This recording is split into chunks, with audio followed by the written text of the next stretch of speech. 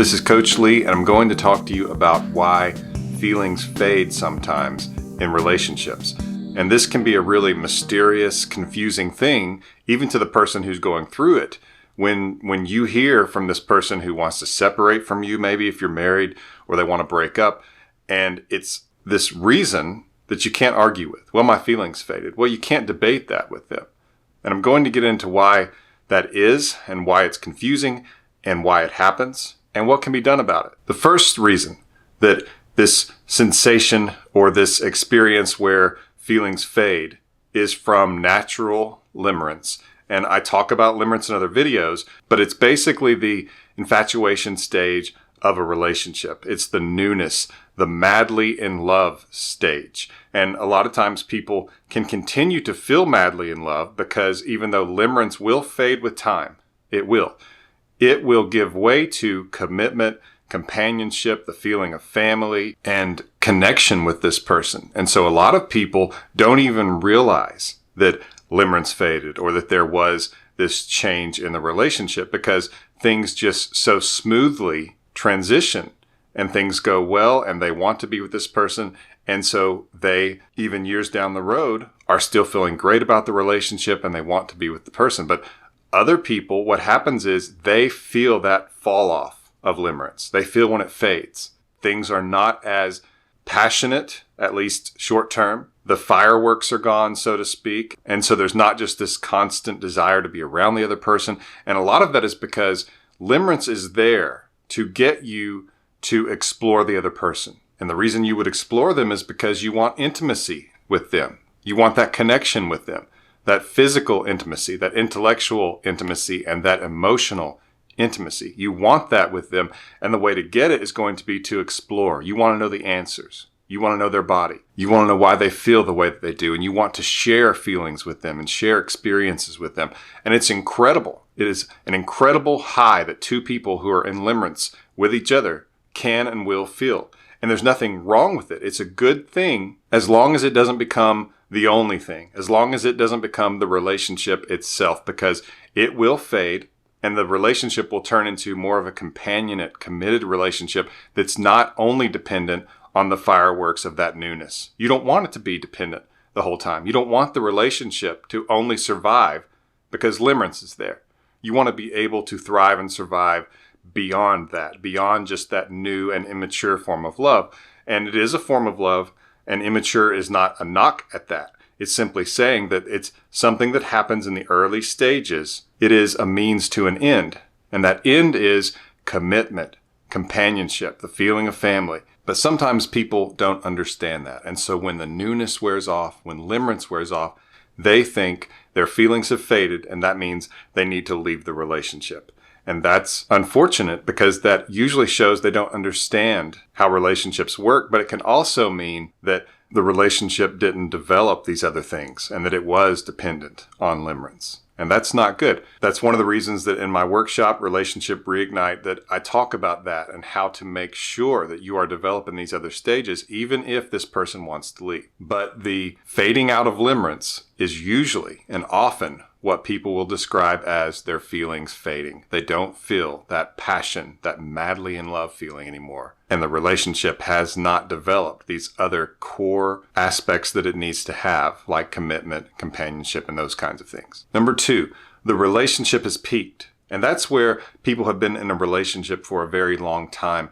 And there hasn't been a progression as far as commitment. So let's just say, traditionally speaking, people would start dating, and there would kind of be that courting phase, and then they would be in a state where they are in this serious relationship, and then it turns into engagement, and then it would turn into marriage. And those progressions were actually helpful because both people could see that the relationship was growing, that it was progressing, and that they were moving toward these events and these commitments that mean a lot and make way for having a family, children, and a life together that's more than just casual dating. And so when a relationship doesn't have these things to look forward to, or these things haven't happened, a lot of times someone can feel like the relationship has peaked and there's nowhere for it to go. And that can cause feelings to fade because they will not see a future anymore, and it will kind of start to feel pointless. And they'll feel like that wheels are just being spun. They might even feel bored. And a lot of that can be because the relationship has peaked. And some people are comfortable when a relationship doesn't peak. Some people just seem to be that way. But a lot of times they don't understand the value that could actually happen for both people in the relationship if they allowed things to happen that show and even escort the relationship into another stage to where it feels that your connection is now on a higher plane than it was before. And a lot of times that can be doing things together that neither of you have ever done before. Even if you've been on, say, a cruise together or a vacation, it's to a different place or something like that. And of course, those are more luxurious and special, but they're still extremely helpful to feel like the relationship is reaching new highs and it's going to new levels. It can also be doing things together. It can also be achieving things together. And one of the traditional things for this would be a married couple who had children.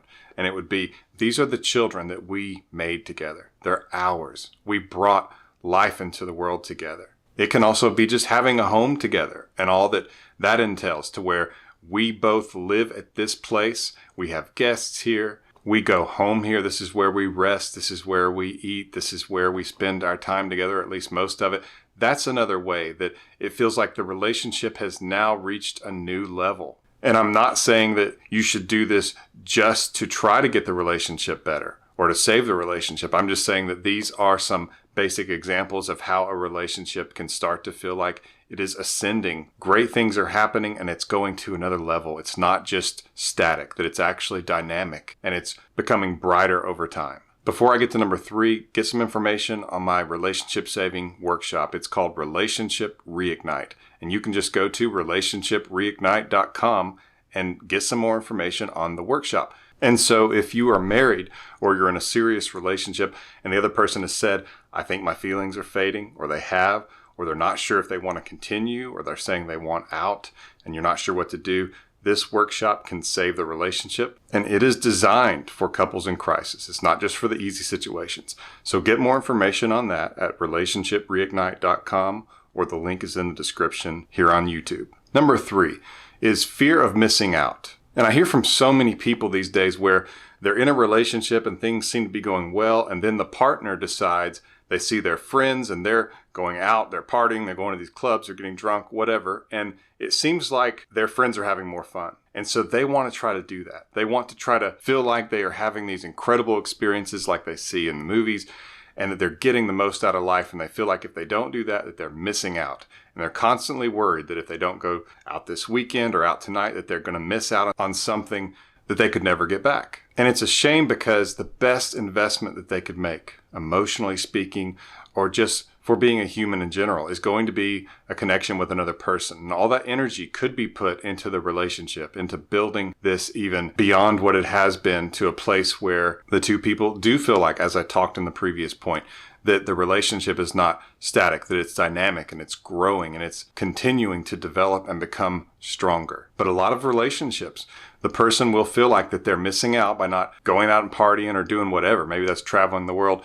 And they will tell this person, well, my feelings have faded. A lot of times that's after a failed attempt to get satisfaction from these experiences. And they'll feel like they're just not getting it. Well, maybe then if I made this big change in my life and I left my partner, and then I could go do these things, and then it would be fun and it would be fulfilling, and I would reach this magical place where I would say, there, now I feel like I'm living and I'm having all this fun. But a lot of it is the single people will go to clubs to try to meet other people so that they're not single, so that they can have a connection with someone, a relationship. And yet a lot of times people in relationships will see that and they'll think, these people are having so much fun, so I need to go do that. And it really can wreak havoc on a relationship and cause this feeling of feelings fading, to where I'm trying to find all this stuff and I can't find it. And so I'm just going to get rid of the relationship. And sometimes it can just be a big mess. But I have noticed that pattern, that it seems like when that person starts seeking experiences to make them happy, to make them feel like that they have finally had this moment that they've been looking for, and they're going to try to do it again next weekend, that when they start chasing that it will harm the relationship, and that very often that they will tell the other person, well, my feelings have faded, and that they think there's something else out there for them, and they will leave the relationship. So fear of missing out is a big deal. It harms relationships and it harms people. One of the superpowers that you can have is contentment and enjoying the moment and focusing on the moment and being grateful for what you have in that moment. That will be one of the things that serves you the best in your life if you can develop that trait. Number 4 is difficulty of experience. And what I mean by that is just difficulty from the relationship. And that happens a lot in long distance relationships. When you don't see the person, when they're not part of your daily life, you can't just show up and see them face to face. It's difficult. It takes a lot of planning and travel and expense. And then you do see them. And then sometimes if maybe it's not as great of an experience as you hoped it would be, it's kind of a letdown. And over time, it starts to feel like that you're putting a lot more work into it than you're actually getting out of it. That's just kind of a human response. The same is true if the other person is really dramatic and they make everything stressful, or they're just mean, or they're always on you and pushing you and not happy with what you're doing and making you feel like you're not doing enough, or they reject you. And basically, the relationship itself becomes this negative source in your life. It becomes difficult. It isn't that oasis in the desert. It isn't that peace in the storm for you. It's actually a source of more stress, more difficulty, more dread.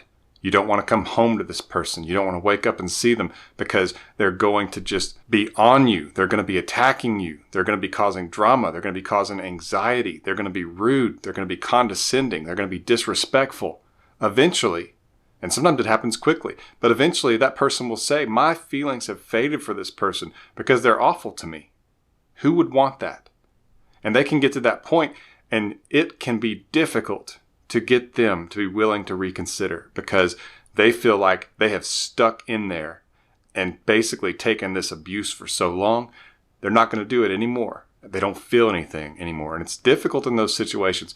But you would be amazed with Relationship Reignite, with our workshop, what we have been able to do for people. We have been part of this type of workshop for 20 years, and we've helped cases where I thought even that it was impossible, or others have said, this relationship is not going to work. So get information about that if you haven't already at relationshipreignite.com. Number 5 is similar to number 4, damage to the connection. And that can happen from prolonged emotional abuse and drama. It can also happen from rejection. It can happen from just extremely cruel things, because sometimes people will just get really upset and they will lash out. And then later, when they kind of come back to themselves, they realize that was a mistake and I didn't mean that. But when the damage has been done to that emotional connection, to that warmth between the two of you, a lot of times it can create this feelings have faded concept. It's where something so bad has happened. A lot of times it can be cheating. If someone is cheated on, they might feel that their feelings faded and they can't get them back for this other person. But it can happen with any kind of damage to the connection of the relationship. If the person doesn't feel like you are considerate of them, or if they feel like you always put yourself above them, that you are the prize and that they are just sort of this beggar who's happy with crumbs from your table. Anything like that that can damage the connection can really cause this feelings have faded concept. If this is you and your partner has told you that their feelings are fading, or that they have, it's not too late. Our workshop is designed to help save relationships like that. But there's also a lot that you can do if you just go through these things that I've mentioned and you make sure that you're not allowing room for these feelings to fade or for them to go through those emotions. If you watch out for these things, you can keep your relationship dynamic and feeling like it's moving forward and like it's even accelerating. And that's really a powerful thing for a relationship. So I would suggest that you rewatch this video and you go through some of these things and you try to figure out where your relationship is with some of these things, or if the relationship has been severed at the moment, that you at least go back and look at these things and you try to see if any of these things have happened, so you can at least get a baseline and figure some of this out, or at least have a good idea of it. And if you were to go to my workshop, or if you were to get a coaching call with one of the coaches on my staff, then you'd be able to mention these things and we'd be able to help you with that. But a lot of this is just putting the relationship first and trying to make sure that there's no room for some of these things. And a lot of it will be looking at yourself. Do you experience fear of missing out? Do you do these things that negatively contribute to the relationship to the point the other person feels like that the relationship itself is actually difficult, that it's a negative in their life? And if you answer that question and say, yeah, I think they do, then you know where you need to work. You know what you need to focus on. Visit my website for more resources on helping your relationship, whether that's lovedynamics.com for marriages and serious relationships that are in crisis, or myexpatcoach.com for breakups. This has been Coach Lee, and as always, thank you for watching.